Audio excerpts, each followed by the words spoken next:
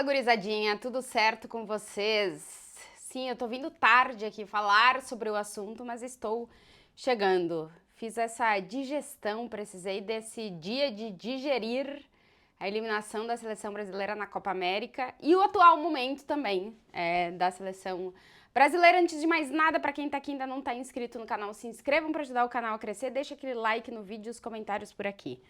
Primeiro dizer que eu não vou fazer tanto uma avaliação do 0-0 com o Uruguai, da cobrança de pênalti, enfim, do jogo em si, mas eu realmente estou aqui, assim, pra, sei lá, acho que mais fazer um desabafo, falar sobre coisas que a gente acaba sentindo, né? Eu totalmente entendo pessoas que se desconectam de seleções em geral, tá? Eu não tô falando de seleção brasileira, tô falando de seleções nacionais em geral, assim.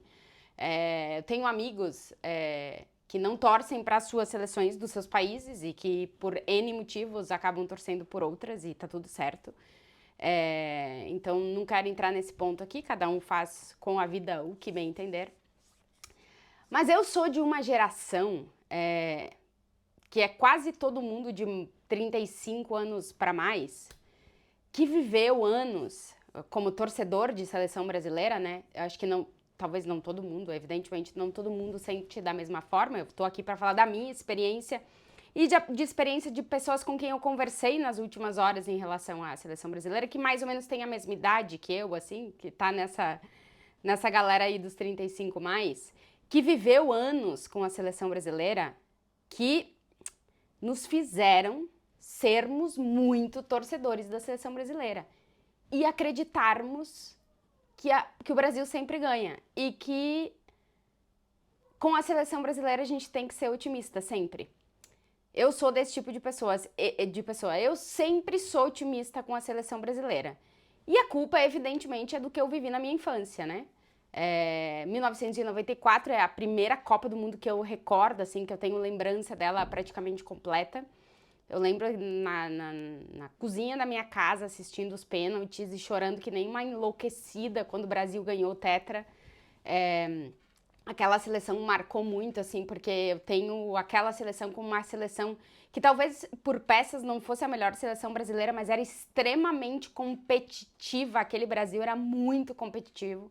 E isso é uma coisa que ficou pra mim, e eu acho que eu levo isso pros jogos que eu gosto, né? Que são os jogos que têm uma competitividade muito absurda, assim. E muito ficou dessa seleção de 94, que, repito, era extremamente competitiva. Ganhou o título nos pênaltis contra uma seleção super difícil de ganhar. Super difícil, aquela seleção italiana era muito complicada de vencer. E o Brasil venceu nos pênaltis e conquistou o Tetra. Então, a minha primeira Copa do Mundo, a recordação que eu tenho é da seleção brasileira de 94 e do Tetra. Depois, 98 é uma das maiores decepções da minha vida. Durante muito tempo, eu tive vontade, sei lá o que fazer com o Zidane, porque eu ficava muito indignada com o que aconteceu em 98, com a França ganhando do Brasil, mas eu vi a seleção brasileira 4 anos depois chegar a uma final de Copa do Mundo. É verdade que não vencer, e como digo, foi um dos dias mais tristes da minha vida, a final de 98, mas a gente jogou uma final. E 4 anos depois, ver aquela seleção que pra mim foi a melhor seleção brasileira que eu vi, a seleção de 2002, que tinha um talento absurdo no ataque, que tinha um meio de campo super sólido, que tinha uma defesa que dava muita confiança e que tinha um baita de um goleiro. Então a seleção de 2002 é uma seleção que encantava, né? Era diferente da de 94, que, repito, pra mim era muito competitiva, tinha grandes jogadores, mas a competitividade era alta. A de 2002 era outra coisa, né? Era joga bonito, aquela coisa toda. Foi a seleção que talvez mais tenha encantado a minha geração, né? Esses 35 mais. Então foram 3 Copas do Mundo que a gente foi para 3 finais e das 3 a gente ganhou 2. Então, querendo ou não, a seleção brasileira alimentou em mim um otimismo convicto, assim. Eu sou otimista em relação à seleção brasileira e eu sempre acho que o Brasil entra para ganhar. E eu, na maioria das vezes, acho que o Brasil ganha, porque eu aprendi assim. E a realidade hoje não é essa, né? A realidade hoje é de uma seleção brasileira que a gente encontra muito poucas conexões com a de 94, porque eu acho que não consegue chegar ao nível de competitividade da de 94 e que também tem grandes distâncias para a de 2002, que eu acho que foi a que mais nos encantou, assim, né, para quem viveu aquela Copa do Mundo de 2002. Então não é nem uma coisa nem a outra. Entrando no ponto dessa Copa América, eu acho que o Brasil não entrou como favorito, tá começando de novo um novo projeto, né? A gente precisa lembrar da diferença que tem entre os projetos da Argentina, do Uruguai e da seleção brasileira, que o Dorival acaba de assumir a seleção brasileira no começo desse ano, depois do pior ano da história da seleção, que foi 2023, em que ninguém sabia exatamente o que a seleção queria, o que podia entregar. Então é muito complicado colocar na conta de alguém o que aconteceu com a seleção na Copa América, né? Colocar na conta do técnico que assumiu a seleção há pouco tempo, colocar na conta dos jogadores, que, repito, eu acho que a gente tem jogadores de muitíssima qualidade, mas eu acho que em algumas partes do campo, em algumas posições, a gente antes tinha muitos jogadores para escolher, tinha realmente uma grande safra de lá atrás, uma grande safra de meio-campistas, e a gente já não tem mais isso, então realmente tem que tentar encontrar as peças que encaixem. E coloca na conta do técnico, coloca na conta dos jogadores e tem que colocar na conta da CBF, porque afinal de contas o que a seleção brasileira está vivendo é muito fruto de uma falta de estrutura e de uma ideia clara do que quer fazer, né? Acho que desde a Copa de 2022 a seleção brasileira não sabe o que quer fazer. E até a Copa de 2022, acho que a seleção brasileira queria fazer o que o Tite queria fazer. Então a gente tinha, se podia gostar mais ou menos, mas tinha uma ideia muito clara, né? De como é que a seleção ia jogar e o que a seleção tinha capacidade de entregar. Agora a gente fica muito na dúvida de muita coisa. Então é um momento realmente muito estranho. E é um momento em que eu acho que a gente tem que entender a realidade que a seleção tá. Hoje a seleção brasileira não entra como grande favorita para a disputa das competições, porque primeiro precisa se encontrar. E repito, acho que ficar colocando na conta de que a geração é ruim, eu não acredito que a geração seja ruim. A seleção brasileira tem os 2 atacantes titulares do Real Madrid, que só perdeu 2 jogos na última temporada e ganhou Campeonato Espanhol e Champions. Os 2 atacantes da seleção brasileira são os 2 atacantes do Real Madrid. Então eu não consigo dizer que a geração é ruim. A gente tem um jogador que pode estar mais ou menos, mas está na briga para ser o melhor jogador do mundo. É realmente muito complicado fazer uma análise do que acontece com a seleção brasileira, assim. Olhando os jogos na Copa América especificamente, o único que eu gostei foi o jogo contra o Paraguai, que foi a única vitória da seleção. Acho que faltou argumento, né? Assim, acho que, por exemplo, tem muitas seleções hoje que não estão apresentando um bom futebol. A seleção francesa não apresenta um bom futebol, a seleção inglesa não apresenta um bom futebol, a seleção holandesa, eu tô falando só das semifinalistas da Eurocopa, não deixa dúvidas, né, em relação a um bom futebol. A única que tá jogando bem realmente é a Espanha, mas vamos ver se vai ganhar, porque não necessariamente nesse tipo de torneio quem joga bem ganha. Mas seria bom, talvez, que a seleção espanhola conseguisse fazer alguma coisa, porque daí demonstraria que jogar bem também consegue resultado, porque no final das contas futebol é resultado.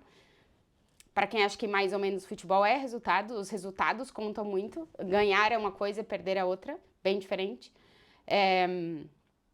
A gente não tá vendo grandes seleções. Mas mesmo não vendo grandes seleções, as grandes seleções estão conseguindo avançar. A gente tem uma Inglaterra e uma França sem jogar um bom futebol nas semifinais da Eurocopa. E a gente tem um Brasil sem jogar um grande futebol fora da Copa América nas quartas de final. Então, eu acho que mesmo dentro de um universo onde a gente não tem grandes apresentações de grandes seleções, tirando a seleção espanhola talvez, o Brasil a gente não tá naquela mesa ali, né? E eu acho que a história da seleção brasileira, nesse momento, ela pesa somente para nós, assim, realmente para os brasileiros e mais ainda para a minha geração, né? Os 35 mais, que eu tô falando. Porque nos condicionou a ter um otimismo convicto e absurdo da seleção brasileira. Que eu pessoalmente não vou perder esse otimismo, né? Eu nunca vou deixar de torcer para a seleção brasileira, eu sou torcedora da seleção brasileira. Eu quero que o Brasil ganhe sempre, porque, repito, no futebol, entre ganhar e perder é uma coisa muito grande, independente de como você ganha ou como você perde. Ganhar e perder é muito diferente. E eu acho que a seleção tá longe de conseguir se estabelecer como ganhar. Independente do tipo, da forma de ganhar, seja como a seleção de 94, que tinha grandes peças, mas que era extremamente competitiva, ou seja como a seleção de 2002, que era realmente outra coisa, né? Eu acho que na história do Brasil a gente teve diferentes tipos de seleções, mas acho que todas elas, de uma forma ou de outra, conseguiam encontrar um caminho para vencer, que no final das contas é o que a gente quer, que a seleção brasileira vença.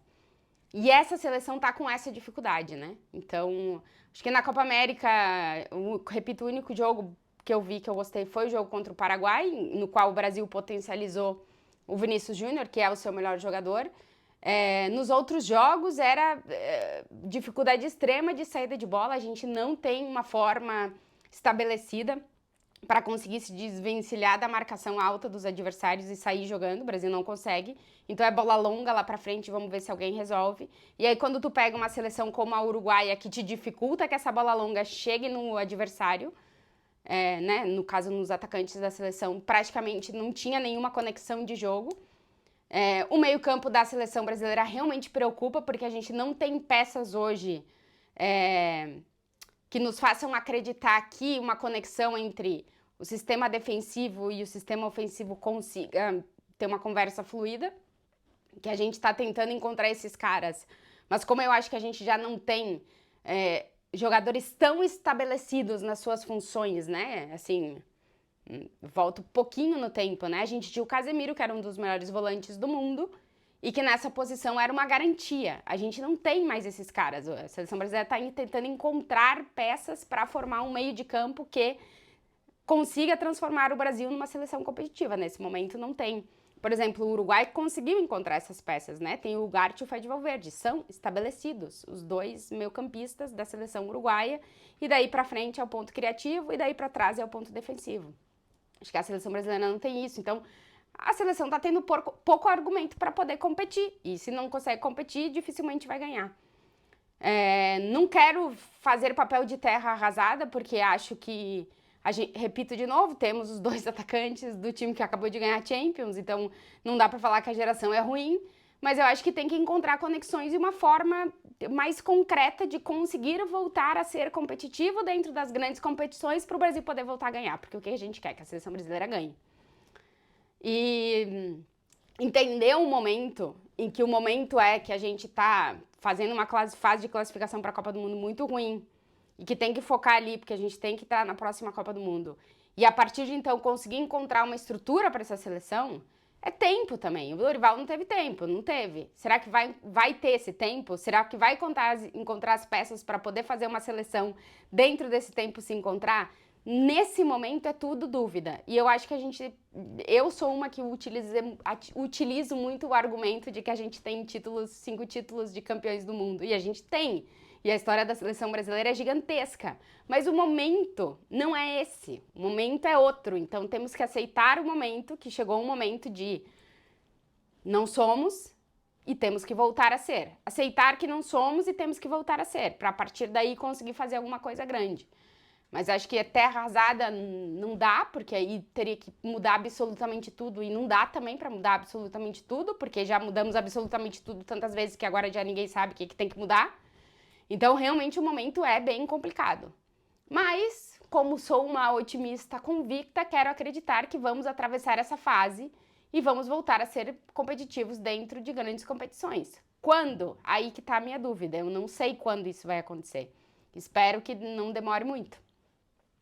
Mas vamos ter que absorver que nós não somos favoritos na Copa América, nós não somos favoritos para classificar de uma forma tranquila para a próxima Copa do Mundo, e nesse momento nós não somos favoritos para a Copa do Mundo. Que daqui a 2 anos as coisas podem mudar, tomara que mudem, mas temos que aceitar que neste momento essa é a realidade da seleção brasileira. Mas a gente continua, né, torcendo para a seleção, talvez não com tanto otimismo, mas torcendo para a seleção. Então era isso, só queria fazer esse vídeo aqui, como eu fiz os últimos vídeos dos últimos jogos da seleção na Copa América, só queria fazer esse aqui para encerrar. A partir de agora o canal volta a se concentrar em Eurocopa, volta a se concentrar em clubes aqui de Madrid, que daqui a pouco as pré-temporadas estão começando, jogadores estão chegando, serão apresentados, enfim, vou trazer um pouquinho de tudo isso para vocês, beleza? Quem chegou por aqui e quer ser avisado de quando eu publico o vídeo, se inscreve no canal, deixa aquele like, e claro, os comentários por aqui, que vocês tenham uma ótima semana. Um beijo pra todo mundo.